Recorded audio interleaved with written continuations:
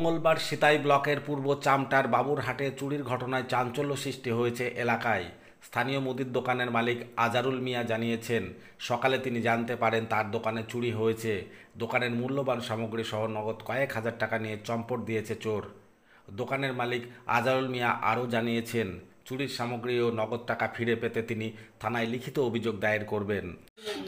আমি জানতে পারি সকালে ঘটনাটা আমাদের আইজারা আইডিয়ার 2টা থেকে 3টার মধ্যে ঘটনাটা ঘটেছে। তো অনেক ক্ষয়ক্ষতি অনেক হয়েছে, 50 থেকে 70 হাজারের মধ্যে ক্ষয়ক্ষতি হয়েছে। অনেক সামান ছিল, আমার এখানে সামান একটা কিছু নেই। যেগুলো ভালো ভালো সামান সেগুলো নিয়ে গেছে। তেলের ড্রাম ছিল। টাকা আনুমানিক কত? টাকা আনুমানিক 25,000 টাকা আমার গনাই ছিল, খালি গনিয়ে রাখছিলাম।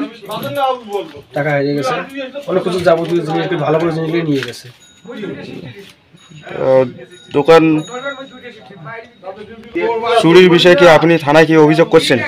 না, থানায় আমরা অভিযোগ করিনি, তবে থানায় অভিযোগ করবো, যাতে সিদ্ধান্তে আসামিরা শাস্তি পায়।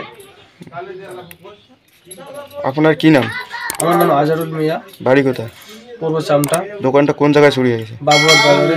যদি এখনও আমাদের খবরের দর্পণ চ্যানেলটি সাবস্ক্রাইব না করে থাকেন, তাহলে এখনই সাবস্ক্রাইব করুন, সঙ্গে বেল বাটনটি ক্লিক করুন আর পেয়ে যান সব খবরের দ্রুত ভিডিও আপডেট।